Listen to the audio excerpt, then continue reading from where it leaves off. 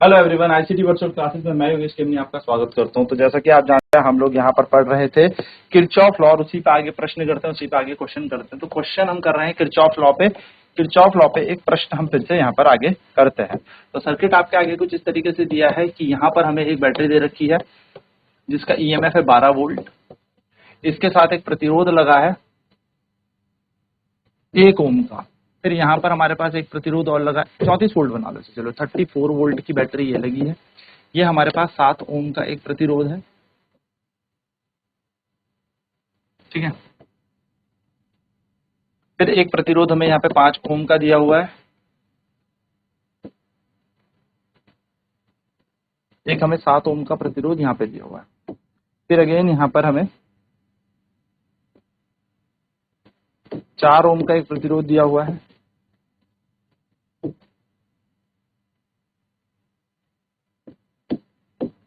यहाँ पर एक बैटरी 10 वोल्ट की लगी हुई है, ठीक है। यहाँ पर भी 4 ओम का प्रतिरोध दिया। पहली वाली बैटरी से धारा आ रही है I1, दूसरी वाली बैटरी से धारा जा रही है I2। हम जानते हैं जंक्शन रूल के अनुसार यहाँ पर जा रहा है I1 प्लस I2 धारा, ठीक है। इसको ना ये तार बनाना, ठीक है, ये तार है इस तरीके। तो ये सर्किट हमें यहाँ पर दे रखा है। हमसे पूछा है कि इस परिपथ में I1 I2 की मान निकालें। फाइंड द वैल्यू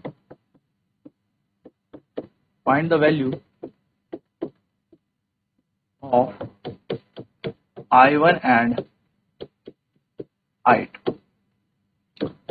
I1 और I2 का मान ज्ञात करें, ठीक है। आपको I1 और I2 का मान ज्ञात करें।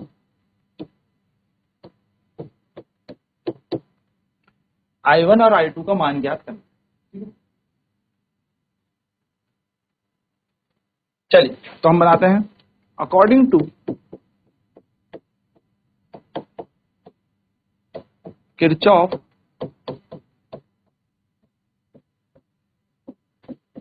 वोल्टेज लॉ,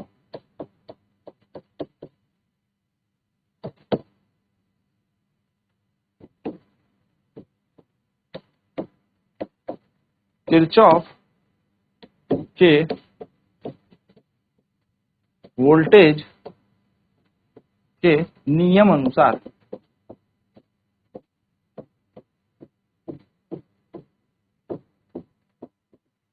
किरचॉफ के वोल्टेज लॉ अनुसार या किरचॉफ के वोल्टेज के नियम अनुसार हम जानते हैं the algebraic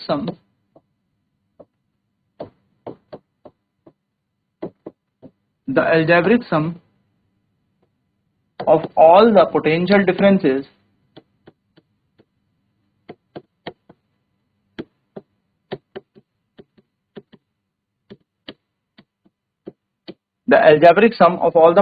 differences across a loop, across a closed loop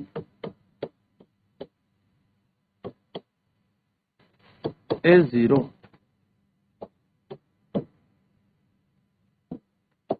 क्या कह रहे हैं कि किरचॉफ के नियम अनुसार एक बंद पाश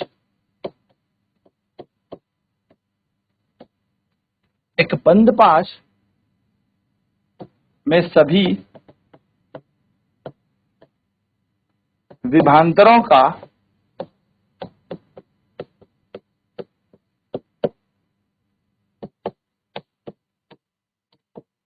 बीजगणितीय योग, यानी कि एल्जेब्रिक सम, शून्य होता है। हमने यहाँ पर साइन कन्वेक्शन देखे थे, तो हमने देखा था समेशन जितने भी वोल्टेज होंगे, चाहे ईएमएफ हो चाहे कुछ भी हो, उसका 0 है। तो चलिए इस डायग्राम को फिर से यहाँ पर रिड्रॉ करते हैं और समझते हैं किस तरीके से इस डायग्राम पे हम लूप कंसिडर करें, ठीक है। तो हमारे पास यहाँ पर क्या दिया है, या हम इस डायग्राम को यहीं से निकालते हैं, चलो, है ना। हम लिखते हैं, एक नाम दे देते हैं इस लूप का, A B C D E and F। हमने यहाँ पर A B C D E F क्या मान लिया, लूप मान लिया। एक मैश हमारे पास ये वाला है, एक लूप हमारे पास ये वाला है, तो हम लेंगे एक mesh A B E F. तो हम यहाँ पे लिखते हैं in loop A B E F A, यानी कि हमने कौन सा पाश माना, ए बी ई एफ, ए वाला पाश ले लिया ऐसे। तो ए से बी एफ ए, इस तरीके से हमने लिया। तो सबसे पहले हम इस पे बैटरी देखेंगे, तो हम माइनस से प्लस की तरफ जा रहे हैं, क्योंकि हम ऋणात्मक टर्मिनल से धनात्मक टर्मिनल पे जा रहे हैं, तो ये प्लस का आ जाएगा। तो 34 वोल्ट प्लस का आएगा हमारे पास 34 वोल्ट। ठीक है, वापस हम इस लूप पे गए। अब हमने देखा कि धारा I1 यहाँ जा रही है, तो हाई टू लो, यानी कि हमारा लूप भी उच्च से नीचे जा रहा है, नीचे की तरफ, यानी कि -I1 × 7, तो यहाँ पे बन जाएगा -7I1। ठीक है, वापस लूप पे चलते हैं। यहां से आए, अगेन करंट हाई से लो जा रहा है, हम भी लो की तरफ जा रहे हैं, तो ये बन जाएगा -5 ब्रैकेट I1 + I2, यानी कि बन जाएगा -5 ब्रैकेट I1 + I2, ये बन जाएगा -5 ब्रैकेट I1 + I2। ये लूप ऐसे ऊपर की तरफ जा रहा है, तो यहाँ पर हाई से लो, और करंट हमारा कैसे जा रहा होगा, देखो ये I1 + I2 जा रहा होगा। देन अगेन यहाँ पर हम देखेंगे तो हमारी I1 धारा ब्रेक हो जाएगी, यहाँ पर भी I1 धारा जाएगी, और नीचे की तरफ देखेंगे तो यहाँ से I2 धारा नीचे चली जाएगी, क्योंकि I1 + I2 में से I1 ऊपर I2 नीचे। हम देखेंगे लूप भी फिर हमारा कहाँ जा रहा है, लूप ऐसे जा रहा है, करंट हाई से लो, हम भी लो, -7I1 बन जाएगा यहाँ पे अगेन, यानी कि यहाँ पे आएगा -7I1। अब लास्ट वाली इक्वेशन के लिए अब हमारे पास सिर्फ एक ही रजिस्टर रह गया है, वो ये, और नेक्स्ट हमारा लूप भी ऐसे जा रहा है, और ये भी ऐसे जा रहा है हाई टू लो, तो ये -I1। तो ये हमारे पास इक्वेशन बन गई माइनस का I, और कुछ भी नहीं है यहाँ पर, तो क्योंकि 1I1 बनना था ना, तो 1I1। चलिए समीकरण को देखते हैं। तो 34 -7 × 7I1 -5I1 minus plus minus का 5I2 माइनस का 7I1 माइनस का I1 बराबर 0। इसी को इक्वेशन बना लेते हैं। तो 34 ऐसे ही, 7 और 5 कितना होता है, 7 और 5 होते हैं 12, माइनस है ना 12, तो 7 और 5 12, 12 और 7 माइनस में जाएंगे 19, और 19 माइनस 1 हो जाएगा 20। ठीक है, फिर से करके देखिए, 7 और 5 होते हैं 12, 12 पे फिर -7I1 जुड़ेगा तो माइनस का 19, और -19 में I1 जुड़ेगा तो माइनस का 20। अब आ जाएगा यहाँ पर -5I2 बराबर 0, यानी कि इस समीकरण को हम देखें तो ये बन गया 20I1 प्लस 5I2 बराबर, ये भी इधर जाएगा, ये भी इधर जाएगा, तो बन गया 34, जो कि हो गई इक्वेशन नंबर 1। यानी कि हमने मैश 1 से या लूप 1 से वैल्यू निकाल ली है, एक पूरे के पूरे इक्वेशन बना लिया हमने यहाँ पे। ठीक है, तो 20I1 प्लस 5I2 = 34, ये हमने यहाँ पर क्या कर लिया, कंप्लीट एक वैल्यू यहाँ पर सेटअप कर लिया। तो ये पहला इक्वेशन कौन से लूप से आया, ए बी ई एफ ए से। नाउ अब बात करते हैं लूप नंबर 2 की, दूसरा लूप लेते हैं। जो लूप हमारे पास है B C D E B, ये वाला लूप, यानी कि अगेन हम ये लूप ले रहे हैं। ठीक है, लूप का नाम है B C D E B. तो हम लिखेंगे इन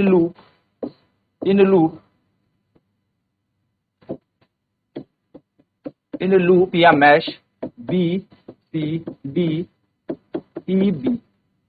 वापिस अब हम इस लूप पे चलते हैं। तो देखिए इस लूप में सबसे पहले आप देखेंगे तो हम जाएंगे प्लस टर्मिनल से माइनस की तरफ, तो इसको लेंगे माइनस का 10 वोल्ट, तो ये आ जाएगा हमारा -10। फिर आगे देखते हैं, ये करंट कैसे जा रहा है, देखो हमारा लूप ऐसे जा रहा है। ठीक है, लूप हमारा ऐसे जा रहा है, तो लूप अगर हमारा देखोगे तो आप ऐसे जा रहे हैं, तो करंट चलता है हाई से लो, और हम चल रहे हैं लो से हाई, यानी कि हो जाएगा प्लस का 5I1 प्लस I2, तो यहाँ पे आएगा माइनस का 10 plus 5I1 plus I2। Minus और प्लस का चिन्ह कैसे लेना है, हमने अपने पिछले की क्लास में देखा भी था कि धारा की दिशा हाई से लो, यानी कि उच्च से निम्न की ओर होती है, उच्च विभव से निम्न विभव की। चलिए ठीक है, नेक्स्ट अगर हम बात करें तो ये करंट I2 यहाँ से जा रहा होगा, है ना, ये करंट I2 ऐसे जा रहा है, हमारा लूप ऐसे जा रहा है, और करंट जा रहा है हाई से लो, यानी कि हम लो से हाई जा रहे हैं, यानी कि -4I2 हमारा यहाँ पर बन जाएगा। दूसरी इक्वेशन यहाँ पे बनाने के लिए हमारे पास -4I2 भी आ गया। सर सारी इक्वेशनों में जितने भी विभव है, जितना भी रजिस्टर है, हम सारे के सारे देख लेंगे। तो हमने ये वाला चेक कर लिया है, ये वाला चेक कर लिया, अब बच रहा है ये। तो धारा यहाँ जा रही है हाई से लो यानी कि उच्च से निम्न, और हमारा लूप जा रहा है नीचे से ऊपर यानी कि लो से हाई, यानी कि प्लस का 4i2 ये हमारा बन जाएगा, और यहाँ पे आएगा +4, है ना। और ये किसके बराबर हो जाएगा, 0 के बराबर हो जाएगा। तो ये तो कैंसिल हो रहे हैं एक दूसरे से। एंड यहाँ पर आप इक्वेशन देखोगे तो -10 प्लस का 5i1 प्लस का 5i2 बन जाएगा, जो कि 0 के बराबर है। यानी कि यहाँ से इक्वेशन देखें तो ये बन जाएगा 5 का i1 प्लस 5i2 बराबर 10, जो कि हमारा समीकरण नंबर दूसरा बन गया। और अगर हम इसको लिखना चाहें तो 5 कॉमन ले लो, तो ये बनेगा i1 प्लस i2 बराबर 10, और 5 एकम 5, 5 दूनी 10, यानी कि जो हमारा दूसरा समीकरण बन गया वो बन गया i1 प्लस i2 की वैल्यू है 2। तो अब क्या करेंगे, तो अब हम सॉल्यूशन करेंगे फर्स्ट और सेकंड इक्वेशन का। तो हम यहाँ पे लिखेंगे solving first and second equation, solving first and second equation, यानी कि पहला और दूसरा या दूसरे समीकरण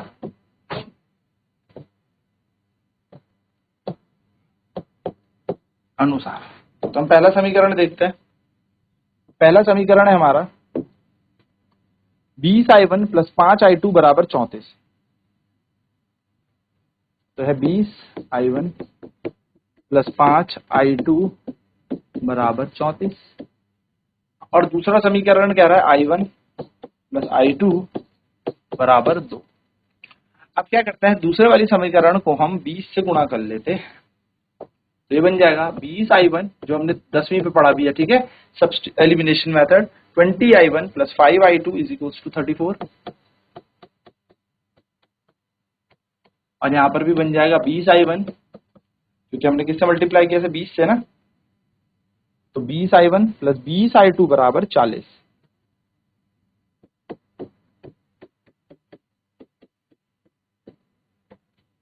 इस पे भी माइनस, इस पे भी माइनस, इस पे भी, तो ये तो हमारा कैंसिल हो गया। 5 माइनस 20 होता है माइनस का 15i2, और 34 माइनस 40 होता है माइनस का 6। तो माइनस से माइनस कट गया और i2 का मान आ गया 6/15 एम्पियर। i2 का मान हमारे पास। नेक्स्ट हमसे कह रहा है कि हमें i1 का मान निकालना है, तो put i2 in equation second. हम जानते हैं i1 प्लस i2 बराबर यहाँ पर हमारा 2 आ रहा है ना।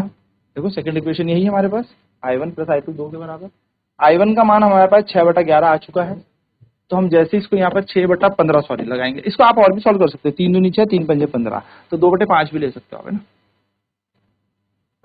यहाँ पे i2 का मान कितना आ गया, 6/15, यानी कि अगर आप 3 से काटेंगे तो 2/5, तो i2 का मान आ जाएगा 2/5 एम्पियर, ठीक है। 2/5 एम्पियर हमारे पास i2 का मान आ गया। अब इस i2 को हम यहाँ लगाते हैं, तो i1 की जगह i1 प्लस ये है 2/5 बराबर का 2, तो i1 इज इक्वल टू हो जाएगा 2 माइनस 2/5, और i1 बराबर हो जाएगा 2 पंजे 10 और 2 10 माइनस 2/5, तो 10 माइनस 2 होता है 8, 8/5 एम्पियर हमारा ये बन गया।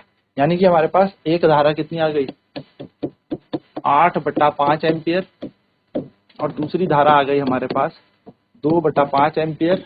तो ये हमारे पास i1 और i2 की वैल्यू आ गई। ये हमारा इस प्रश्न का उत्तर आ जाएगा, सॉल्यूशन। इस तरीके से आप लूप लॉ लगा के या करंट का वोल्टेज लॉ लगा, किरचॉफ का वोल्टेज लॉ लगा के इस तरीके की जटिल समस्याएं या फिर मैं कह सकता हूं कॉम्प्लेक्स प्रॉब्लम आप सॉल्व कर सकते हैं, ठीक है। चलिए फटाफट देखते हैं। ये हमें एक लूप दिया हुआ है, इसमें हमें यहाँ पर क्या दिया है, सेटअप दे रखा है रेजिस्टेंसेस का 34, 1 ओम, 7 ओम, 5 ओम, 7 ओम। यहाँ पर एक 10 वोल्ट की बैटरी है जिससे करंट जा रहा है 4 ओम, यहाँ पर है 4 ओम यहाँ है। तो हमने 2 लूप कंसिडर किए। तो ऐसे क्वेश्चन में हमें i1 और i2 पूछा था, यानी कि i1 और i2 का मान पूछा था, तो हमने किरचॉफ्स का वोल्टेज लॉ लगाया। तो जो एल्जेब्रिक सम है पोटेंशियल डिफरेंस का किसी क्लोज लूप में वो 0 होता है, यानी कि एक बंद पाश में सभी विभवांतरों के बीच बीजगणित योग 0 होता है। तो loop A B E F A की बात करें तो ये हमारे पास बन जाएगा 34 minus 7i1 minus 5i1 plus i2 minus 7i1 minus i1 equal to 0। इस तरीके की कंडीशन हमारी ये बनी। चलिए नोट करेंगे फटाफट।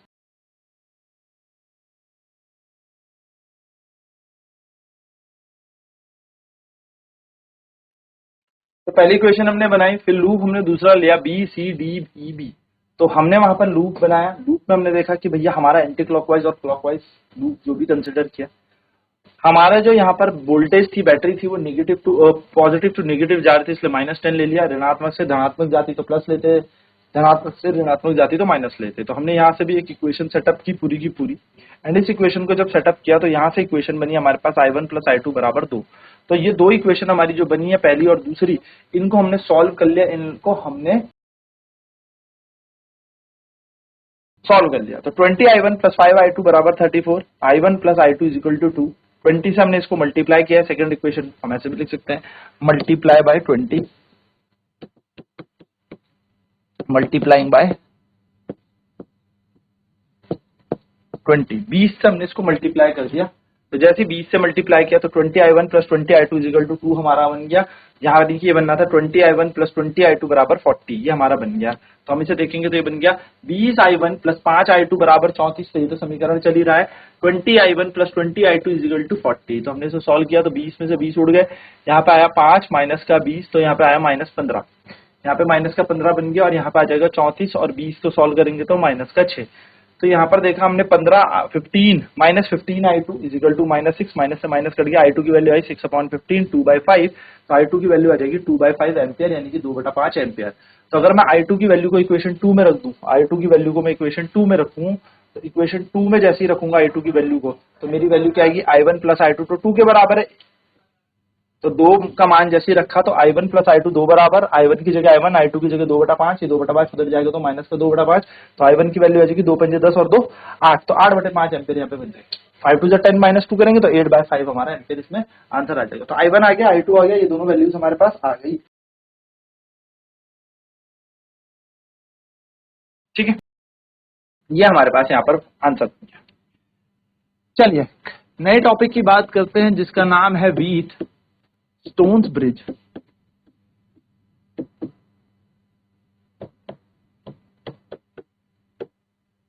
ठीक है, एक नए टॉपिक की बात करते हैं, व्हीट स्टोन्स ब्रिज। इसके ऊपर अब हम चर्चा करते हैं कि क्या है व्हीट स्टोन ब्रिज।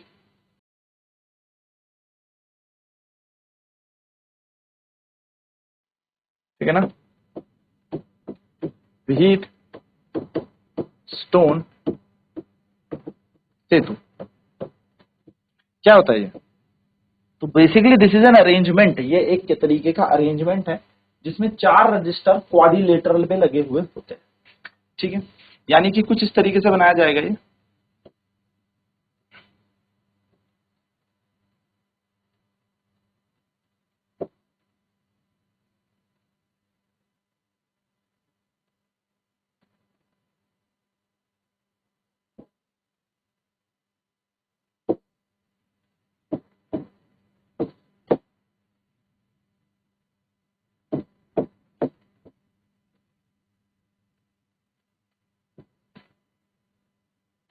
काम करते हैं, इसमें भी हम गैल्वेनोमीटर ही लगाते हैं।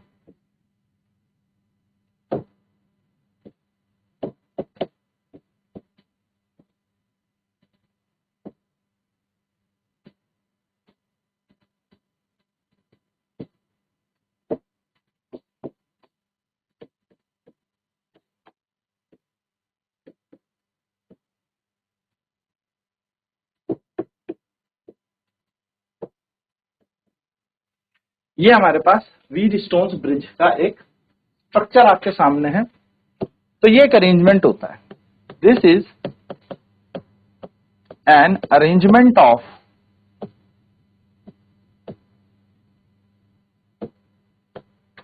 Four registers.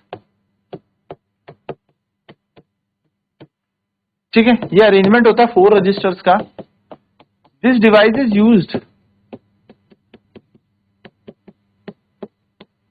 To calculate the value of unknown register.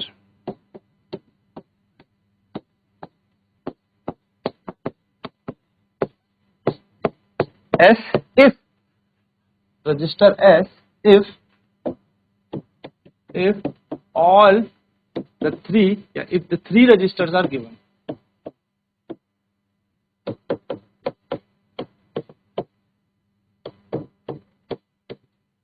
तो तीन प्रतिरोधकों का मान हमें पता होता है, जैसे P, Q और R का मान हमें पता होगा, और आप एक बल्ब लेके आ गए कि सर ये एक बल्ब है, इसका रेजिस्टेंस बताइए कितना होगा, तो मैं यहाँ पर S की जगह उस बल्ब को लगा दूंगा, एंड देन यहाँ पर क्या कर लेंगे हम, उस बल्ब का प्रतिरोध हमें पता लग जाएगा, उस बल्ब का हमें रेजिस्टेंस पता लग जाएगा। तो हम कहेंगे यदि हमारे पास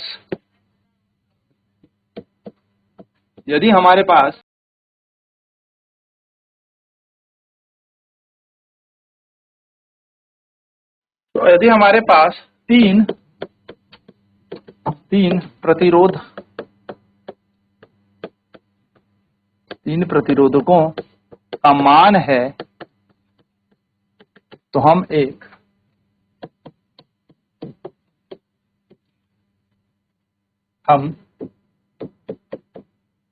चौथे अनजाने प्रतिरोध का मान निकाल सकते हैं।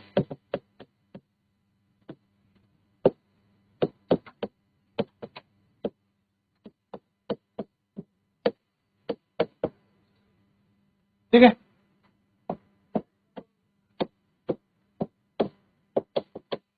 ठीक है ना, तो हम चौथे अनजाने प्रतिरोध का मान निकाल सकते हैं। कैसे निकाल सकते हैं, देखिए सिंपल है हमारे पास फंडा। इसके लिए एक कंडीशन बनाते हैं, ठीक है। तो पहले हम क्या निकालेंगे, बैलेंस कंडीशन निकालते हैं व्हीटस्टोन ब्रिज की, कि ऐसा क्या होगा कि बैलेंस कंडीशन होगी और हमें पता लगेगा कि इस बैलेंस कंडीशन से क्या निकाला जाए। तो लिखते हैं हाउ टू बैलेंस कंडीशन, संतुलित शर्त या संतुलन की शर्त, कंडीशन ऑफ बैलेंस्ड कंडीशन,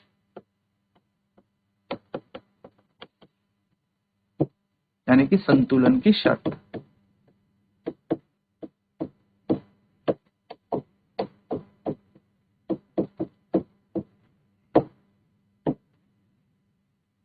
देखिए संतुलन की शर्त क्या है। सबसे पहला पॉइंट आपको याद रखना है कि जो व्हीटस्टोन सेतु है, व्हीटस्टोन ब्रिज,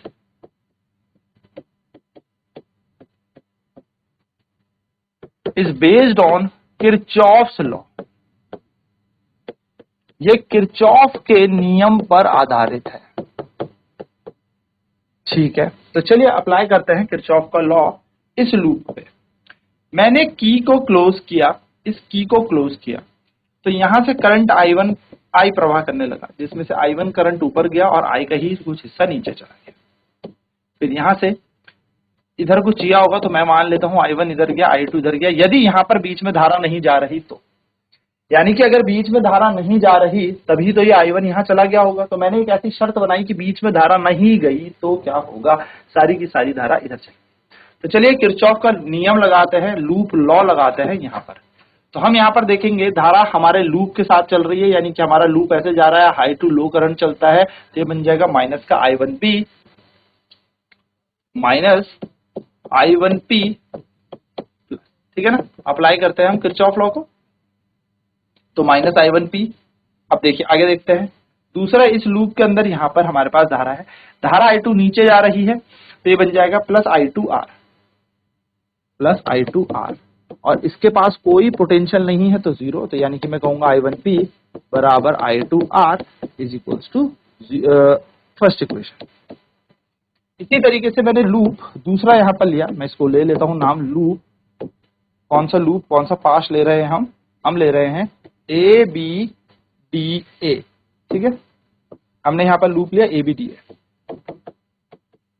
अब दूसरा लूप लेते हैं, तो लूप दूसरा जो है हमारे पास वो आ गया हमारे पास BCDB। तो BCDB में देखें ये धारा जा रही है हाई टू लो, हमारा लो यानी कि माइनस I1Q बन जाएगा, ये बन जाएगा इन लो BCDB minus I1 into Q। फिर प्लस आप देखेंगे दूसरी वाली कंडीशन में यहां पर धारा नीचे जा रही है, फिर से अगेन हमारा लूप भी, तो यहां पर बन जाएगा हमारे पास यहाँ से गए हम लोग ऐसे और ये लूप ऐसे जा रहा है ना, तो यहाँ से धारा I1 आ रही थी और ऐसे जाएगी धारा I2, सॉरी इसको थोड़ा डायरेक्शन सही कर लेना, I2 यहाँ से आके आगे चली जाएगी, ऐसे I2 जा रहा है, ठीक है, ऐसे I2 जा रहा है, तो ये बन जाएगा I2 इंटू एस, वो भी प्लस का, क्योंकि धारा हमारी लूप के विपरीत जा रही है, तो I2S और किसके बराबर है 0, यानी कि अगर फिर से देखें तो I1Q का मान किसके बराबर है, I2S के बराबर है, जो कि इक्वेशन 2 बन गई। हम पहले समीकरण को और दूसरे समीकरण को भाग दे देते हैं, यानी कि divide first by second, divide first by second. तो जैसे हम फर्स्ट को सेकंड से डिवाइड करेंगे तो I1P इजिकल टू I1, यहां पर था R या Q, यहां पर आ जाएगा I1P इजिकल्स टू था हमारा पहला समीकरण क्या था, इजिकल्स टू I2R, इसको भाग दोगे तो यहां आएगा I1Q अपॉन में I2S, I1 से I1 गया, I2 से I2 गया, तो इक्वेशन बनी P अपॉन Q बराबर R अपॉन S, और ये है आपकी बैलेंस्ड कंडीशन, यानी कि बीच में अगर धारा नहीं जा रही तो ये जो P और Q का अनुपात है ये R और S के अनुपात के बराबर होना चाहिए। So balanced condition of Wheatstone's bridge, Wheatstone सेतु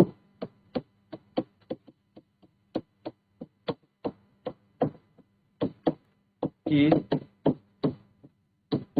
संतुलन शर्त, ठीक है, तो व्हीट स्टोन सेतु की संतुलन शर्त ये हमारे पास है, और ये आपको याद रखना P upon Q R upon S, यानी कि अगर ये शर्त फुलफिल होती है तो बीच वाली धारा जो है, या बीच वाली जो हम कह सकते हैं ये जो तार है, इस पे, इस शाखा पे, इस ब्रांच पे कोई करंट नहीं जाएगा, there is no current in this segment. चलिए नोट कर लेते हैं फटाफट।